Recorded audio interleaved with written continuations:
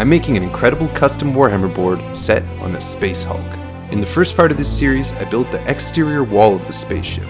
I also built an incredible glowing backdrop to represent outer space and the dimension behind reality known as the warp. In this video, I'm building the inside of the spaceship, so let's get right into it. Now the basis of my spaceship is going to be the new Into the Dark terrain kit that Games Workshop just released. As I showed previously, it's a clever system of highly detailed interlocking walls, doors, columns, and detailed pieces that make it quick and easy to make a Space Hulk in any number of cool layouts.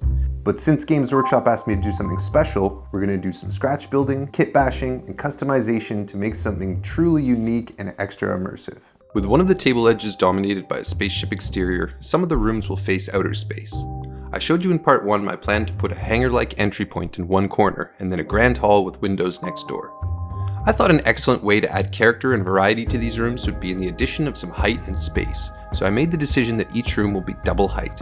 The effect on gameplay will be fairly minimal, but the visual impact will be immense. Let's start with the room I call the Hangar.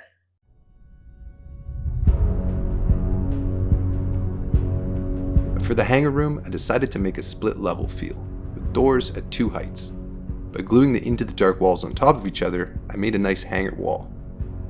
Sector mechanics walkways will act as catwalks, adding access to the second level and the doors up there. To add a more interesting shape to the room, the lower wall opposite the hangar door is brought in somewhat. This allows it to support the walkway directly and also reduces the boxiness of the room as a whole, adding some visual interest. I glue the walkway on, and then using other wall sections, I support the walkway as the glue dries. Since I'm crafting this portion out of Games Workshop kits, I use plastic glue, which is the gold standard for gluing styrene plastic to styrene plastic. It basically melts the contact surface of each piece, fusing them together and creating a bond as strong as the plastic around it. I use some little pieces of styrene sheeting here and there when the heights and shapes don't line up exactly between the different pieces. This is a great way to just fill some of those pesky gaps that come when two pieces that look cool next to each other don't exactly fit together like puzzle pieces. Let's talk for a moment about kit bashing plastic terrain kits. I use several methods for cutting. Sometimes, like cutting off little bolts and small details, a sharp knife is enough. For more heavy-duty applications, I'll use a small saw. For straight and precise cuts along an existing line, this panel liner from Tamiya is a really incredible tool. It gouges out a surprising furrow of plastic with each pass. Now when it comes to hardcore big league cutting though, the heavy lifting is done by my Dremel tool. Look at this thing just shred through plastic. Nice. Make sure you wear protective eyewear if you're doing this though, because I can feel the little pieces of styrene pitter-pattering against the glasses, and I'm glad that's not going in my eye. So yeah, stay safe guys. Anyways, the second level will rest on a sheet of 2-inch insulation foam, with the rooms beyond existing on that upper level. The 2-inch foam is slightly shorter than the plastic walls, so I add some Foamcore as well. There are a few more millimeters that need to be made up before it's at the perfect floor height, but that'll come later when we detail the floors. I put my landing pad in, then use another part from the landing pad kit to act as a support. And just like that, when you put everything together, the hangar room is looking pretty sweet already. Let's put a pin in this one and work on the room with windows, a room that I've started calling the gallery. First off, I wanted some cool custom walls that feel grand and different from the bulkheads, rather than just stacking the existing bits again. To accomplish this, I kit bashed together some pieces from the landing pad kit with some Necromunda Zone Mortalis pieces. I had some height with some beveled pieces of insulation foam cut on the hot wire cutter. These obviously have much less detail than the Games Workshop kits, but I think that actually works to my advantage. In my own personal tastes, I think the eye needs some room to rest sometimes. Too many details is actually less pleasant to look at. Your eye needs room to breathe as it moves around the piece. I fill in the gaps between the pillars with foam as well, before cutting up some Sector Mechanicus support beams and gluing them in on top for some detail. I now have a really interesting wall section that matches the aesthetic of the rest of these kits, but is still something interesting and fresh and unique that doesn't just jump out as something you've seen before. I glue that wall section to some 2-inch foam again to represent the raised rooms beyond. I add some doors on the second level, filling in the gaps with Necromunda bits. By adding another Into the Dark wall on the far side, I bring the layout back to the original grid. So with these two rooms in their rough formation, You can see what a cool view you get looking down the length of the gallery already. It's already so much more interesting than just having a normal out-of-the-box layout. I'm stoked. Let's keep going. Adding some 2-inch foam, build the basic floor structure for the rest of the second level. Then block out a layout of corridors and doors using the kit. Here, I allow the kit to do a lot of the heavy lifting. This allows me to spend time on unique details elsewhere. Now before locking in the layout, I played a game with my brother to get a sense for the feel of the Into Dark rules. The doors and corridors can really change the feel of the game, and it's pretty cool. It's important to have the right amount of doors and cover, but I also wanted to leave myself some options for later.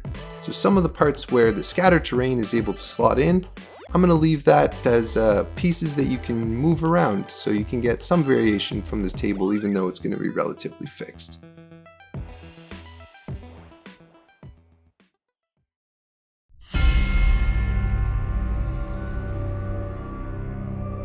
I wanted some varied and interesting floors to help the different parts of the board feel distinct and interesting. And unfortunately, Games Workshop doesn't offer a kit for this yet, so I had to build it from scratch. Since I'm building the floors from scratch, I decided to use sheet metal as a base layer. Now, sheet metal is not very easy to work with, so there's a good reason for this. In the 40k universe, Space Marines and other void travelers can walk through a zero-gravity environment using magnetic maglock boots. There's an incredible scene in the book Know No Fear by Dan Abnett where Ultramarines are fighting word bearers on the outside of one of their ships, maglocked to the exterior of the hull. Now, I don't want to give you any spoilers, but it's a really cool badass scene and it inspired me a lot. So as you guys may know, I like to magnetize the bottom bases of my miniatures. Is that a relevant anecdote? I don't know. We'll see later, I guess. To add some texture to my sheet metal floors, I glue a big piece of aluminum mesh to it with some 2-part epoxy. Gluing metal to metal is kind of a nightmare, but by weighting it down while it was drying, I was able to pull it off. Super glue also works for this, but I was running kind of low and the fumes are pretty gnarly. Not that they're not gnarly for 2-part epoxy. I don't know. Whatever works, you go with it. For the room just behind and above the gallery, I wanted to do a different type of floor that would be something distinct and unique and really sell the transition between the different rooms. So what I did was block out the floor using some strips and squares of chipboard to echo the grid of the Into the Dark tiles. Once I'd blocked that in to my satisfaction, I cut some pieces of diamond plate sheeting. This is a plastic product usually used by scale modelers and railroad enthusiasts, but it's a great way to add some cool texture and in this case adds a really different floor finish that I'm pretty happy with. This room up here is going to be the most modular of the rooms. It's going to have this little wall section here that can move around and that'll allow you to choose a couple different layouts. It's also going to be where I expect scatter terrain to come into play and I anticipate some really cool firefights happening in this room.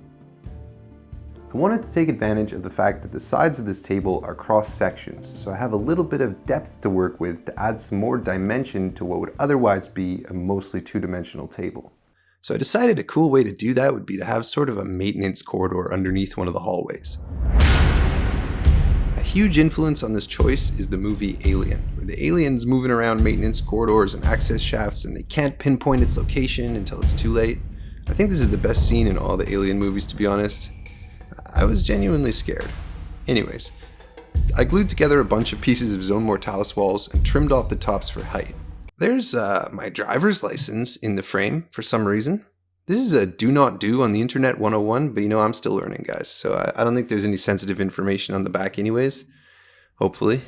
Anyways, I made a floor frame using some medium chipboard, plotting the design with pencil, then carefully cutting it out with a work knife. As usual, a link to all the materials and tools that I use will be in the video description, and using those links helps the channel at no extra cost to you, so if you use them, it's much appreciated.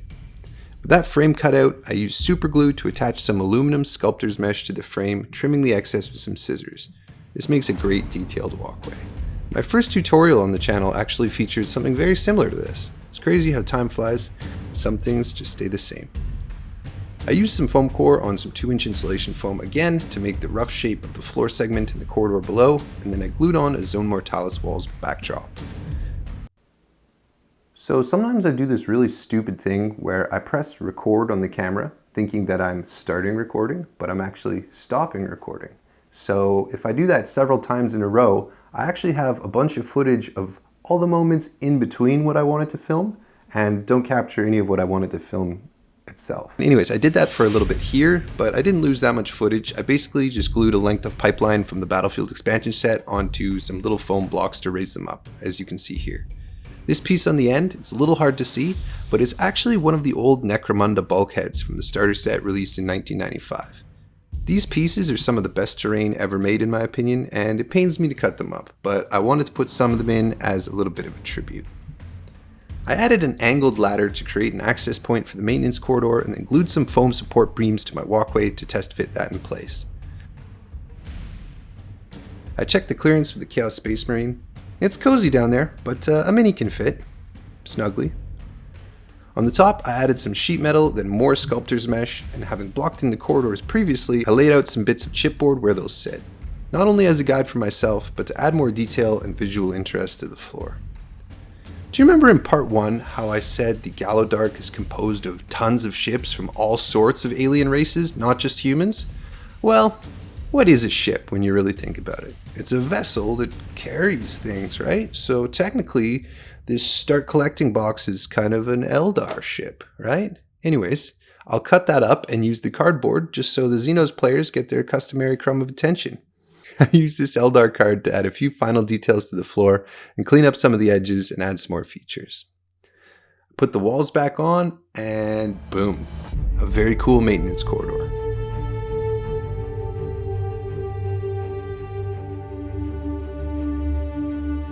Sure, there's only one access at one end, but that's deliberate. You see this little fella here? He's a hatch cutter. He has a special ability where he can cut a hole in a wall, and so you could do the same here. You could also give this ability to any of your guys as a fun little house rule. I'll leave that up to you.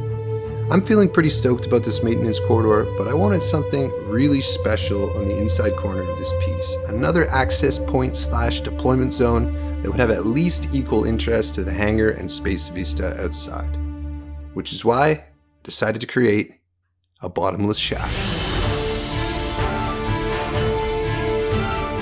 In part 1, you may recall I made a riser for the whole table out of insulation foam, sanding it smooth and giving the whole thing a coat of flat black house paint. Now the featureless black walls not only add height, but they accentuate the impression that a segment of the spaceship has been cut out, focusing your attention on the playing surface where all the color and detail and action will be. You may have noticed though that one corner of the black pedestal is cut away. That's because I wanted to have a room with a bottomless pit feel. In Star Wars, the Death Star has all kinds of huge gaping chasms in it. And these not only add a sense of tension to otherwise mundane activities, but also add a sense of the Death Star's enormous scale. I figured a vertical shaft of this kind would have the same effect for my build. I started by simply making the walls with 2 pieces of black Foamcore, so I could build this thing independently of the black pedestal. Now using the Into the Dark walls as a guide, I glued together some Sector Mechanica spaces to act as a walkway connecting the 2 doors. With a slice of Alchemite stack, I had a cool piece of machinery to the space in the corner at the top. Now I wanted to have a bit of protruding walkway down at a lower level, something that adds an interesting shape that guides the eye downward. An Alchemite stack and a bit from the Killzone Morok kit make some nice detailed supports. Now I'm not going to glue those in because it would make it impossible to paint behind, but just imagine them there I guess, and they'll be back. I have all these incredibly detailed wall sections from the Battlefield expansion set, but they have these ruined edges that aren't what I'm looking for right now. So with a few quick passes of the Dremel, I'm able to square those edges off and make something a little cleaner. One of the pieces will work nicely for a doorway to the platform below. This door doesn't open, but that's cool because there's nothing behind it anyways. I mirror that design somewhat on the other side as well. Getting a nice symmetry adds some balance to the piece and makes everything look a little bit more deliberate. Turning the whole piece upside down, I add a half an Alchemite stack to the corner, giving some more support to the walkway. I make it nice and stable with some foam and construction adhesive in behind. So this is what my workstation usually looks like just outside the camera frame, by the way. And if you look closely, you'll see that I spilled some plastic glue right in here. It wipes off no problem, but the grid pattern on the cutting mat comes with it. And for those of you keeping track at home, this is the 8th cutting mat I have ruined on the channel so far. Nice. So using some more Eldar cardboard, I trace and cut out the shape of the walkway. With a pencil and a ruler, I make a design of 1/2-inch strips going around the outside and cut that out with a sharp knife. I trace and cut out the same shape in sheet metal, then glue that down on top of the bottom of the walkway with some construction adhesive. I glue some mesh on top of the sheet metal, following the direction of the walkway. With that done, I glue the Eldar cardboard bit on top with some hot glue. Pretty nice looking. I did the same for a small square walkway as well. I add some more detail to the walls using some Necromunda bulkheads trimmed to shape, and these pieces have a built-in ladder, which works perfectly for my plan here. I add the small platform at the bottom with some supports from a newer Necromunda kit. To continue design of the central column at the top, I add some pieces from the Morok kit, making a feature that looks kind of like a contiguous support pillar.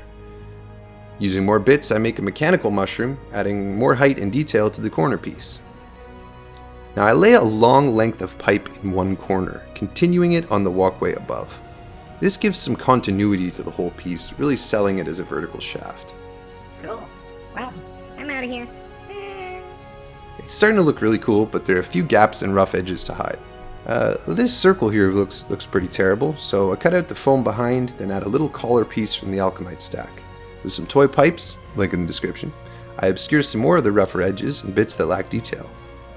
With some more pipes, I cover the gap here above the Necromunda bulkhead, and on this edge here where the Foamcore pokes out, I mimic the pattern of the Morok bit with some strips of chipboard. This will help tie the bits together with the piece as a whole. Turning the piece upside down again, I really don't like the pattern on the bottom of these Sector Mechanicus walkways, so I cover this up with some more sheet metal. While we're here, let's add some heavy-duty electrical cables. Using some rubber-coated garden wire, I fasten one end in with hot glue, then superglue the rest to my build. At the bottom, I conceal the end with another bit of foam. I add a few more to hide gaps and add some detail. Using some guitar wire and some thinner gauge tie wire, I made a bundle of cables. Pinching little hoops of wire around them will keep them together. This will conceal and distract from the rough edge on this side over here. Nice. Check it out. The shaft looks pretty awesome already, but those colored bits are really distracting, so let's just hit the whole thing with some gray primer through the airbrush just to unify it together.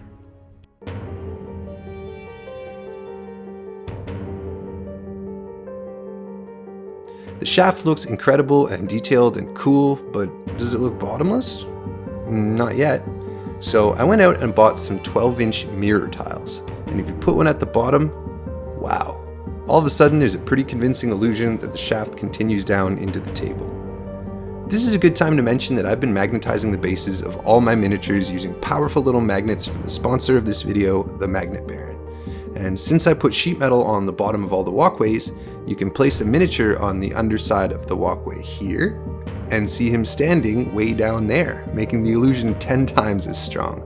Credit where it's due, this is my brother Kirk's idea, but I just can't get over how cool this is. Magnets are quickly becoming one of my favorite things to play around with in the hobby, and if you're interested in getting some for yourself, check out the Magnet Baron. He's got a great knowledge of what wargamers need, and great quality products as well. I personally use his magnets for magnetizing weapons, as well as making my minis easier to store and transport, and I'm always happy with them. So check out themagnetbaron.com, tell him I sent you. So here we are guys, construction on the Ultimate Kill Team table is complete. We have 2 awesome deployment zones, a variety of really cool interesting rooms, cramped maintenance corridors, an exterior view of the spaceship, and a view to outer space. And this video is getting too long, so make sure you're subscribed because in part 3 we're finishing this project, painting it, adding final details, and of course, playing a match on it. You won't want to miss it. These videos take a tremendous amount of time and effort, so if you enjoy these videos, please consider supporting me on Patreon. You get access to our Discord community where we share work in progress photos with each other and bounce ideas off each other, and it's a huge help to the channel that allows me to make these videos. As usual, huge thank you to all of my existing patrons. You guys are incredible. Thanks for tuning in, and we'll see you next time on Eric's Hobby Workshop.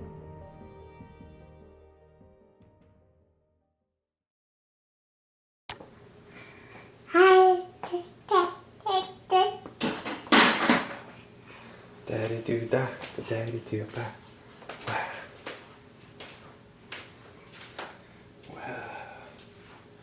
Wow. Uh-oh. Oh, okay. Get that one back.